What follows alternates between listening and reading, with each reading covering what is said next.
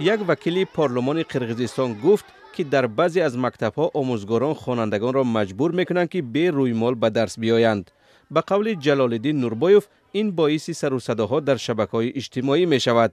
او از نماینده پرزیدنت دیوان وزیران و پارلمان قرقیزستان دعوت کرد که کودکان را حمایت کنند. بعضی معلمانی که از موضوع چندان آگاهی ندارند خوانندگان روی مالپوش آزار می‌دهند. این باعث شرح‌های منفی در شبکه‌های اجتماعی می‌گردد.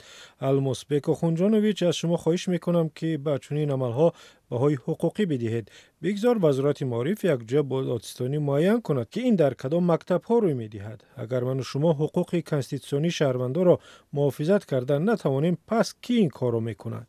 روز 2 سپتامبر در شبکه‌های اجتماعی خبرهای نشر شدند که در بعضی از مکتب‌ها از سر خوانندگان روی مال‌هایشان را مجبوری می‌گیرند. وزارت معارف قرقیزستان این دلیل‌ها را رد کرده تاکید نمود که طبق قانون اساسی کشور هیچ کس نمی‌تواند از روی مذهب تبعیض شود. برای خوانندگان صنف‌های از 1 تا 11 طلبات یگانه لباس مکتبی تصدیق شده است. نمود عمومی لباس طلبگان رنگ و اسلوب آن باید با اسلوب کلاسیکی موافق باشد. این طلبات رویمال را در بر نمیگیرد. وزارت همراه با مقامات حفظ حقوق برای تفتیش اطلاعاتی که در شبکه‌های اجتماعی پخش شده است کار می‌برد. مقامات قرقیزستان هشدار دادند که شهروندان را برای پهن کردن معلومات دروغ می‌توانند به جوابگری کشند.